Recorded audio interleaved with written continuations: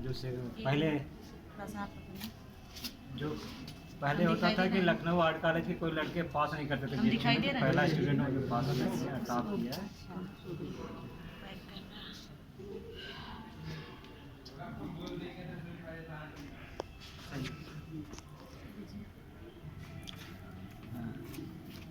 Hello student, आप सभी को नववर्ष की हार्दिक शुभकामनाएं। मैं आज इलाहाबाद नगर पालिका संग्रहालय में आई हूँ और नगर पालिका संग्रहालय में अपने स्टूडेंट के साथ आई हूँ। जी सर। तो मैं जो है थोड़ा सा मूर्ति के बारे में अपने सर से बात करने चल रही हूँ कि मूर्तियाँ कैसे बनती हैं। संग्रहालय में आके सर से मिली हूँ, तो आप लोग सर से जानने का प्रयास कीजिए कि मूर्तियों को कैसे बनाया जाता है और मूर्ति का निर्माण कैसे किया जाता है। सर आप बताइए क्या होता है। मैं डॉक्टर नगीना राम, मूर्तिकार, नेशनल मूर्तिकार हूँ। और इलाहाबाद म्यूजियम में मैंने 1992 में नियुक्ति की हुई मेरी यहाँ पे। तो मूर्तियाँ बनाते हैं और यहाँ से बेचने के लिए होती है। जैसे आम आदमी मूर्ति अपने घर में ये नहीं रख सकता ओरिजिनल, तो उसके लिए ऐसा होता है कि आप इसके डुप्लीकेट रख सकते हैं। तो उसके लिए हमारी नियुक्ति हुई थी कि डुप्लीकेट बनाएं, डिक्टो बनाना पड़ता, आप देख सकते हैं। तो मैं इसमें मॉडलिंग मूर्तियाँ सामने रख के मॉडलिंग की जाती है, सेम बनाने जाता है, या तो रबड़ मोल्ड से रबड़ मोल्ड लिया जाता है, इसमें रखी है। मैं लखनऊ से BFA किया इसके सीखने के लिए, और MFA BHU से, खैरगढ़ से PhD, और 2001 से लेकर 2009 तक इलाहाबाद यूनिवर्सिटी में पढ़ाया। और 92 से रेगुलर मेरा मतलब अपॉइंटमेंट यहाँ है। मूर्ति आप देख सकते हैं कि कैसे कास्टिंग होती है, यही सब इधर दिखा दीजिए। रबड़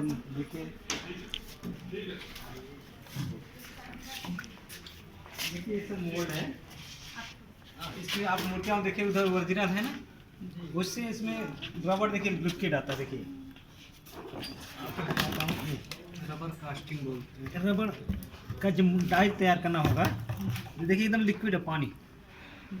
इस पर जैसे इस पर लगाएंगे, ब्रश से लगाएंगे, एक गाढ़ा होता जाएगा, ब्लैक होता जाएगा, एकदम जैसे आपने गुब्बारा बनता है, सेम वही चीज़ है, वही रबड़। पैरासूट भी इसी का बनता है, सब कुछ इसका बनता है।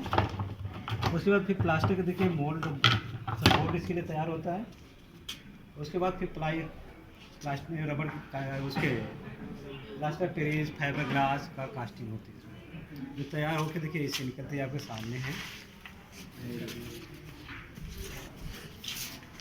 ये सब देखिए, आपने शिवलिंग देखा होगा जी, सेम है ना शिवलिंग। ये गड़े देखिए आपके सामने रखा होगा जो इधर, ये देखिए सामने रखा है, सेम देखिए आपका है।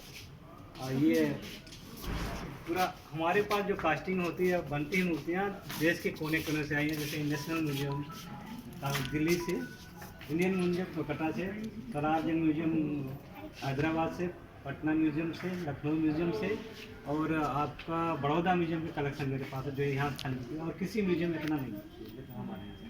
जहाँ के म्यूजियम के आपको चाहेंगे मूर्तियाँ, वो मूर्तियाँ हमारे मिलती हैं। आपके सामने देखिए, ये देखिए ये नेशनल म्यूजियम की है।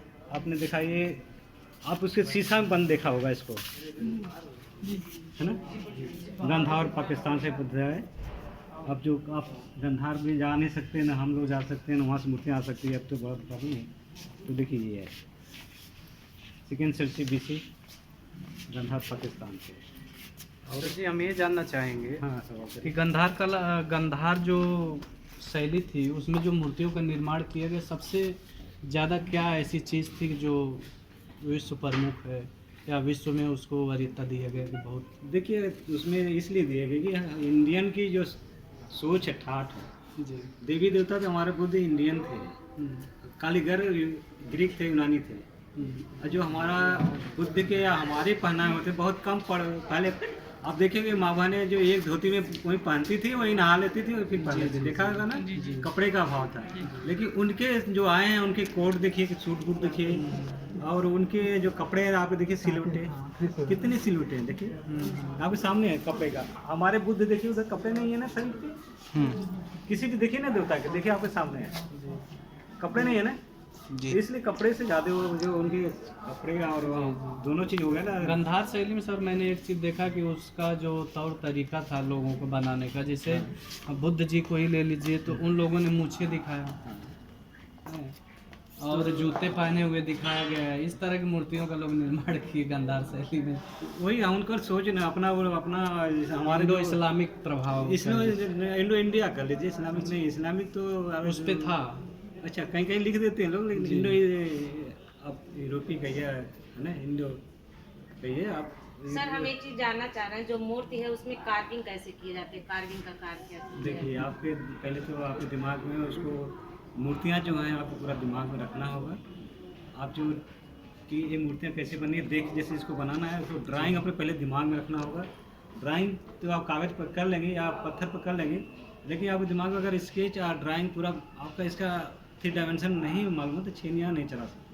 उसको पूरा ध्यान में रखते हुए कंसेप्ट होता है, तभी आप कितना डेप्थ में जाने हैं। देखिए ना आपके सामने कार्विंग स्टोन में ही था पहले, देखिए सब स्टोन में है। जी जी। कागज पर खींच लेंगे, लेकिन आपके दिमाग में उसके डायमेंशन नहीं पूरा मालूम कि कितना हमको डेप्थ में जाना है, छेनियाँ आपकी नहीं चलेगी। भाई आम आदमी छेनियाँ चलाएगा तो चिप्स निकलेगी, लेकिन हम चलाएंगे तो आँख निकलना तो आँखें निकलेगी। पत्थर तोड़ने वाला पत्थर तोड़ेगा, छल्ला निकलेगा। इतना अंतर होता है। देखिए हर जगह कार्विंग की ही मूर्तियाँ, देखिए सभी कार्विंग की है। तो कार्विंग दो चीज़, कार्विंग देखिए मूर्तियाँ किस प्रकार से बनाई जाती है। एक तो कार्विंग आपने नाम लिया कार्विंग से, एक मोल्डिंग कास्टिंग सोचिए तो जो बनी है उसका मोल्ड बनाया उससे निकाल लिया। एक आपका ढलाई विधि हो गई, कार्विंग हो गई। आप एक तो मॉडलिंग होती है जो बहुत सरल आइडिया, जब कुछ भी बनाना हो मिट्टी लीजिए उससे आप कुछ भी बना सकते हैं। एक आम बच्चे को भी दे दिए कुछ ना कुछ बनाएगा, तो मॉडलिंग। सर क्या मूर्ति और प्रतिमा में कुछ अंतर होता है? बिल्कुल होता है। दो तरह के लोग नहीं समझ पाते। आम आदमी तो हर एक चीज़ को प्रतिमा बोलते, इधर आ जाइए, प्रतिमा समझ कहते हैं, हर एक को मूर्ति बोलते हैं। मूर्ति तो वो भी जो सजाई जाती है वही मूर्ति है। वो मूर्ति कहीं भी रखी जाती है, मूर्तियाँ शौक से तरीके के लिए आप रखते हैं ना, वो मूर्ति है। लेकिन जिस मूर्ति में प्राण प्रतिष्ठा हो गया वो प्रतिमा हो गई। इतना अंतर है। जी सर। सर कहने का मतलब जैसे कि मान लीजिए बुद्ध भगवान की मूर्ति है तो हम उनका हूबहू चित्रण कर रहे हैं, वो प्रतिमा है। प्रतिमा और अपनी कल्पना के आधार पर जिसका जो मूर्ति हम तैयार कर रहे हैं वो मूर्ति है। नहीं आप दो ध्येय आपका होना चाहिए दो। अच्छा अच्छा। हम मूर्ति तो इसको भी बना रहे हैं, काम वही भी कर रहे हैं, उसमें भी बुद्धि भी बना रहे हैं, शो के लिए भी, प्राण प्रतिष्ठा के लिए। लेकिन जो मंदिरों में प्राण प्रतिष्ठा के लिए लगी वो प्रतिमा है। जी जी जी। या अपने घर में मूर्ति रखते हैं, अपने मंदिर में पूजा करेंगे, वो प्रतिमा है।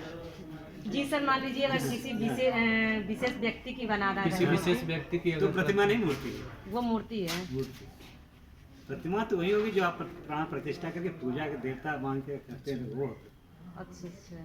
बोलने के तो दोनों लोग बोल देते हैं आम आदमी जो है कि ये प्रतिमा बहुत अच्छी लग रही है, ये मूर्ति बहुत है।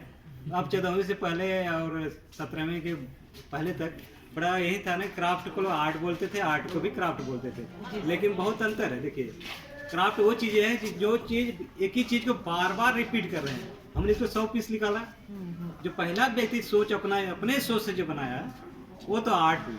जी सर। लेकिन किसी दूसरे चीज़ के व्यक्ति के थोपे हुए चीज़ को आप बनाएंगे, आपकी आर्ट नहीं उसकी आर्ट हुई, और उसकी कई बार रिपीट किया तो क्राफ्ट हो जाएगा। हाँ, और उसके बाद सर कई बार रिपीट किए तो एक तरह का पैटर्न भी। हाँ देखिए ना, आपके शिल्पकार हैं रोड पे कुछ टोकरी बनाते रहते, कितना अच्छा बनाते हैं, लेकिन वो शिल्पकार बोलते हैं ना, आर्टिस्ट नहीं। क्योंकि अपने देश से अपने कोई नई चीज़ नहीं खोज करते। आप आर्टिस्ट हैं तो नई चीज़ खोज करते हैं कि यूनिक कोई ना बनाया हो, तो कोई चीज़ मैच करता है तो कहते नहीं फेक है, फेंक देते हैं। कहीं सिलेक्शन नहीं होता आपका। आर्टिस्ट नकल गुरु जी कल्पनाशील होता है, कल्पनाशील होता है। आर्टिस्ट ड्राइंग करता भी है तो अपना अलग ही चुनता है कि हमारे स्केच भी अलग बने, किसी के नकल ना। बिल्कुल सर। सर एक चीज और है, लोग साधारण भाषा में आर्टिस्ट को पेंटर बोल देते हैं, तो आप थोड़ा सा पेंटर और आर्टिस्ट में दोनों में अंतर बता दीजिए। वही आपके क्राफ्ट में बोला है कि वो चीज होते पहले फिल्म का आपका बहुत से लोग बनाते थे ना, पोस्टर अगर पूरे दीवार बनाते थे, ये तो पहले क्राफ्ट थे, लेकिन सब अपना बनाने लगे तो वो आर्टिस्ट कहलाने लगे। जी सर। है ना, क्राफ्ट वो जो दूसरे की चीज पता है कि दूसरे की चीज छुपी हुई चीज बनाएंगे कि आपको बेचारे ये चीज बना दीजिए, हमारी चीज ये दीवार रंग दीजिए, वो तो पेंटर हो गया ना।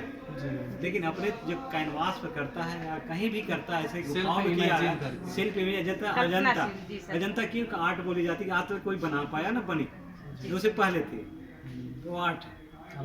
अब उसका जो जय कहीं कहीं कापियाँ होंगी तो आर्ट नहीं कहलाएगी, क्राफ्टमैन ही कहलाएगा, नकलची कहलाएगा। जी सर। लगता है कि कोई गाना ला कोई गा ले और उनकी आवाज़ों में, लेकिन लता नहीं तो बोला जाएगा ना, लता की कापियों कहा जाएगा लता जी के गाना गाना है, लता जी नहीं गा रहे हैं, लता जी के गाना गा रहे हैं, ये इतना अंतर है। तो सर कहने का मतलब है कि मूर्तियों को कई तरीके से बनाया जा सकता है, ढलाई करके भी और कास्टिंग, हाँ और कार्विंग और फाइबर कास्टिंग की माध्यम है। ये माध्यम हो गया। आपका जैसे स्टोन कार्विंग में देखिए, कार्विंग में दो तरह की हो गई, लकड़ी काट लीजिए, वुड कार्विंग हो गया, स्टोन कार्विंग हो गया, सीट कार्विंग, सीट आयरन का हो या मेटल का सीट होते हैं, उसमें स्क्रैच करके बनाते हैं तो कार्विंग होती है। जी सर। देते हैं, उठाते हैं थोड़ी सी, हाँ जैसे उभार प्रक्रिया हाँ तो जिसमें वो हो। आपका कार्विंग। जी सर। कास्टिंग है जैसे लिक्विड कोई चीज़ बना के किसी मोल्ड बना हुआ हो, उसमें आप ढलाई कर दीजिए, उसको पोरिंग भी करते हैं, पोरिंग बोलते हैं कास्टिंग को। अगर मेटल चीज़ है जैसे उसको डालती हैं, डालने के समय जो बोला जाता है सब तो पोरिंग बोला जाता है। जी सर। थैंक यू मैं सर। डॉक्टर सुनील कुमार चिसेरा और हमारे गुरुजी हमारे मध्य हैं और आपके सानिध्य में रहकर मैंने बहुत चीज़ें अर्जित किया और मूर्ति कला से संबंधित वर्क मैं करता हूँ, फ्रीलांसिंग आर्टिस्ट भी हूँ और मैं चाहूँगा कि आगे बढ़ते हैं, गुरुजी से कुछ और चीज़ें मैं जानने की जिज्ञासा रखता हूँ। और जैसा कि एलिफेंटा गुफा में जो त्रिमूर्ति बनाई गई है, मैं चाहूँगा गुरुजी से उसके बारे में मुझे कुछ ज्ञान अर्जित सामने रखिए, आइए देखिए, मेरी बनाई जाएगी इसको पकड़िए।